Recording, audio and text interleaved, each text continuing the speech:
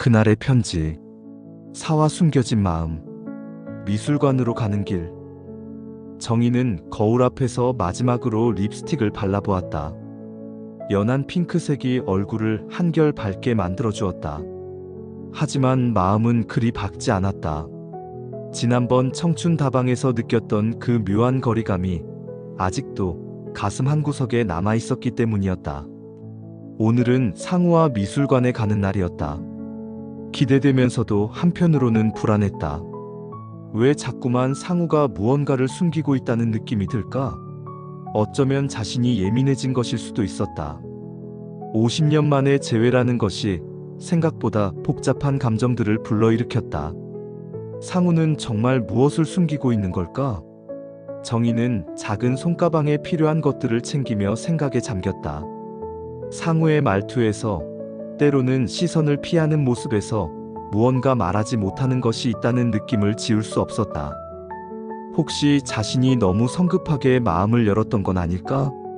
지하철 안에서 정희는 창밖을 바라보며 마음을 정리했다. 스쳐 지나가는 풍경들이 흐릿하게 보였다. 마음이 복잡할 때면 늘 그랬다. 선명하게 보이던 것들이 모호해지고 확신했던 것들이 의심스러워졌다. 지하철역에서 내려 미술관으로 향하는 길, 정희는 스스로에게 다짐했다. 오늘은 조금 더 솔직하게 이야기해보자고. 이 나이에 서로 숨기고 있을 일이 뭐가 있겠는가. 하지만 동시에 두려움도 있었다. 혹시 알고 싶지 않은 것을 알게 되는 건 아닐까? 미술관에서의 재회. 시립미술관은 도심 속 조용한 오아시스 같았다. 현대적인 건물이지만 따뜻한 느낌을 주는 외관이었다. 약속 장소인 입구에서 정희는 상우를 찾았다. 상우는 이미 와서 기다리고 있었는데 평소보다 조금 수척해 보이는 것 같았다. 정희 씨, 어떻게 오셨어요? 상우가 반가운 미소로 정희를 맞아주었다. 하지만 그 미소 뒤에 무언가 그림자 같은 것이 스쳐 지나가는 것을 정희는 놓치지 않았다. 지하철로 왔어요.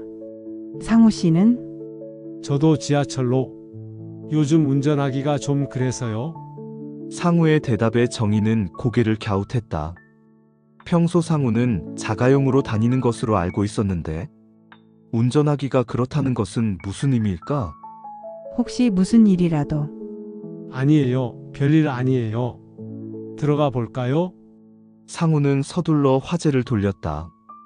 정희는 더 묻고 싶었지만 상우의 표정에서 더 이상 묻지 말라는 신호를 읽었다. 일단 따라 들어가기로 했다. 미술관 안의 정적. 미술관 안은 고요했다. 높은 천장과 은은한 조명이 만들어내는 공간은 마치 시간이 천천히 흐르는 곳 같았다. 입구에서 안내 책자를 받으며 정희는 이 공간의 평온함에 마음이 조금 진정되는 것을 느꼈다. 1층에는 현대 한국화 전시가 열리고 있었다. 고향의 기억이라는 제목의 전시였다. 두 사람은 나란히 서서 벽에 걸린 그림들을 감상하기 시작했다. 첫 번째 작품은 수묵화로 그려진 산수화였다. 안개 낀 산속 풍경이 물감의 번짐으로 몽환적으로 표현되어 있었다. 정희는 그 그림 앞에서 발걸음을 멈췄다. 이 그림 참 좋네요. 정희가 작품을 가리키며 말했다. 네, 정말 평온해 보여요. 상우도 그림을 바라보며 대답했다. 하지만 그의 목소리에는 평온함과는 거리가 먼 무언가가 섞여 있었다. 마치 그 평온함이 자신과는 무관한 것처럼 들렸다. 정희는 상우의 옆모습을 슬쩍 바라보았다. 미술관의 은은한 조명 아래서도 상우의 얼굴이 유난히 창백해 보였다. 이마에 살짝 맺힌 땀방울도 보였다. 덥지도 않은데 왜 땀이 날까? 은근한 기류. 다음 작품으로 이동하면서 정희는 상우의 걸음걸이를 유심히 관찰했다. 평소보다 조금 느린 것 같았다. 그리고 가끔씩 한 손으로 가슴 부근을 살짝 누르는 제스처를 하는 것도 보였다. 상우 씨 혹시 어디 아프세요? 정희가 조심스럽게 물었다. 아니에요. 괜찮아요. 상우는 빠르게 대답했다. 너무 빨라서 오히려 의심스러웠다. 그들은 두 번째 작품 앞에서 멈췄다. 고향 마을의 풍경을 그린 그림이었다. 기와집들과 골목길, 그리고 그 사이를 거니는 사람들의 모습이 따뜻하게 그려져 있었다. 예전 우리 고향 같네요. 상우가 그림을 바라보며 말했다. 맞아요. 저희가 살던 동네도 이런 느낌이었죠. 정희도 추억에 잠겨 그림을 바라보았다. 하지만 마음 한편으로는 계속 상우가 신경 쓰였다. 뭔가 숨기고 있다는 느낌이 점점 강해졌다. 상우는 그림을 보는 척하면서도 가끔씩 시계를 확인했다. 무언가를 기다리거나 걱정하는 것 같았다. 정희는 그런 상우의 모습을 아무렇지 않은 척 지켜보고 있었다. 세 번째 그림 앞에서 세 번째 작품은 들꽃이 피어있는 길을 그린 작품이었다. 봄날의 따뜻한 햇살이 화폭에 가득 담겨 있었다. 보는 것만으로도 마음이 따뜻해지는 그림이었다. 이 그림도 참 예쁘네요. 정희가 말했지만 상우의 반응은 미지근했다. 네, 짧은 대답이었다. 정희는 상우를 바라보았다. 상우는 그림을 보고 있는 것 같았지만 실제로는 다른 생각에 잠겨 있는 것 같았다. 상우 씨, 오늘 좀 피곤해 보이세요. 정희가 더 이상 참지 못하고 직접적으로 물었다. 그런가요? 어젯밤에 잠을 못 잤나 봐요. 무슨 일 때문에요? 정희의 질문에 상우는 잠시 망설였다. 뭔가 말하고 싶어 하는 것 같으면서도 주저하는 모습이었다. 그냥 나이가 들어서 그런가 봐요.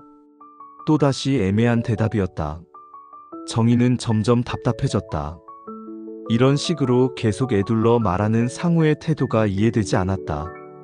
상우 씨, 저한테 뭔가 말씀하고 싶은 게 있으시죠? 정희의 목소리에 확신이 섞여 있었다. 상우는 깜짝 놀란 표정을 지었다. 무슨 말씀이세요? 지난번부터 계속 그런 느낌이 들어요. 뭔가 말하려다가 참으시는 것 같고, 저한테 숨기시는 일이 있는 것 같아요. 상우는 잠시 말문이 막혔다. 정희의 눈치가 생각보다 빨랐다. 이렇게 계속 숨길 수는 없을 것 같았다. 운명적인 만남. 바로 그때 뒤에서 누군가 상우를 부르는 소리가 들렸다. 상우 씨 아니세요? 두 사람이 뒤돌아보니 50대 중반쯤으로 보이는 남자가 다가오고 있었다. 하얀 가운을 벗고 평상복을 입고 있었지만 의사라는 것을 한눈에 알 수 있는 단정한 인상의 사람이었다. 아, 박 선생님. 상우의 얼굴이 순간 굳어졌다. 전혀 예상하지 못한 만남이었다. 여기서 뵙다니 반갑네요. 그런데 혼자 오신 줄 알았는데 박 선생이라고 불린 남자는 정희를 보며 호기심 어린 눈빛을 보냈다.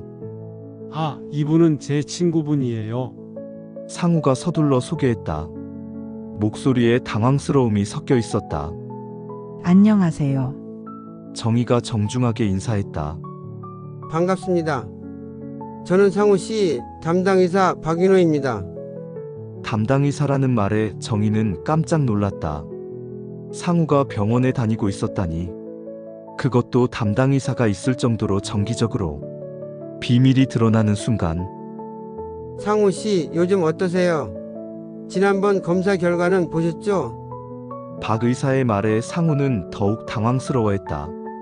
네, 보긴 봤는데 다행히 수치가 크게 나빠지지는 않았지만 그래도 주의하셔야 해요. 특히 스트레스 받지 마시고 약도 꼬박꼬박 드시고 계시죠? 네, 물론이죠. 운동은 어떠세요?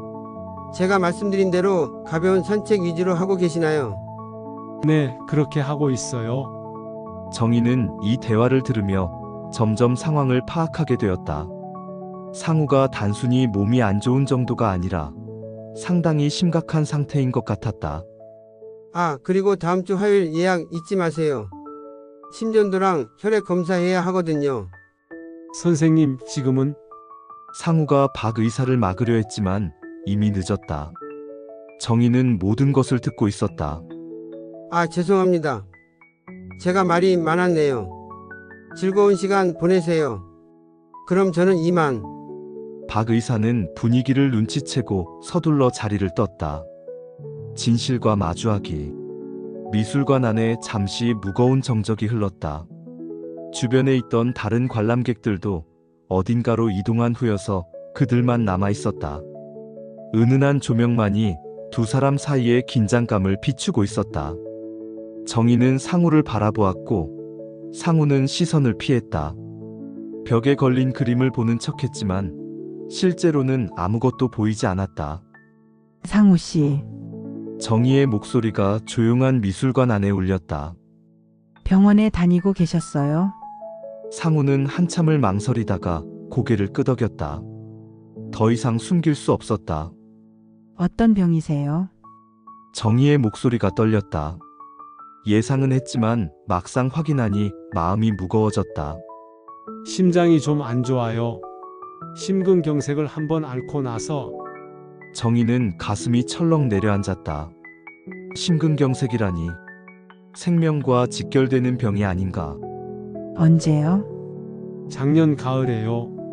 그래서 요즘은 운전도 못하고 약도 매일 먹어야 하고 그제서야 정희는 여러 가지가 이해되었다. 상우가 가끔 피곤해 보이던 이유, 운전을 하지 않는 이유, 가끔씩 가슴을 누르는 제스처, 그리고 무엇보다 자신에게 말하지 않으려 했던 이유까지. 왜? 말씀 안 하셨어요? 정희의 목소리가 살짝 떨렸다. 서운함과 걱정이 복잡하게 엉켜 있었다. 감정의 파도. 걱정시키고 싶지 않아서요. 상우의 대답에 정희는 처음에는 당황스러웠다. 그러다가 점점 서운함이 올라왔다. 걱정시키고 싶지 않아서요.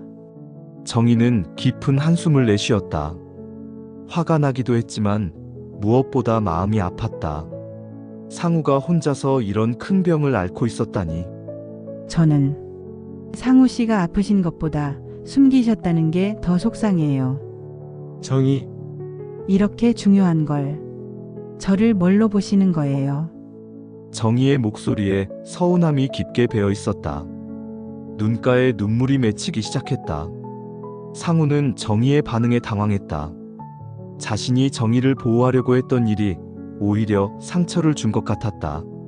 숨긴 게 아니라 제 말 좀 들어봐요. 들을게요. 정희는 눈물을 참으며 말했다. 저는 정희에게 부담을 주고 싶지 않았어요. 아픈 사람과 만나는 게 무거울 수도 있잖아요. 정희는 상우의 말에 울컥했다. 그런 식으로 생각했다는 것이 더욱 서운했다. 저를 그런 사람으로 보시는 거예요. 정희의 눈에서 눈물이 한 방울 떨어졌다. 그런 뜻이 아니라 그럼 어떤 뜻이에요? 저는 상우 씨가 아프다고 해서 달리 보지 않아요. 오히려 더 함께하고 싶어질 텐데요. 상우는 정희의 말에 가슴이 아팠다. 자신의 판단이 틀렸다는 것을 깨달았다. 깊어지는 오해. 정희 이제 알겠어요. 상우 씨는 저를 정말로는 믿지 않으시는 거예요. 정희는 손수건으로 눈가를 닦으며 고개를 돌렸다. 미술관의 조용한 분위기가 오히려 이 순간을 더욱 무겁게 만들었다. 상우는 정희의 모습에 마음이 무너졌다. 자신이 정희를 아프게 했다는 것을 깨달았다. 정희 제발 가지 마세요. 상우의 목소리가 떨렸다. 절망감이 목소리에 그대로 배어 있었다. 저는 두려웠어요. 정희가 저를 부담스러워 할까봐. 부담스럽다니요? 혼자 살다 보니 누군가에게 의지하는 것도 걱정을 끼치는 것도 익숙하지 않아서요.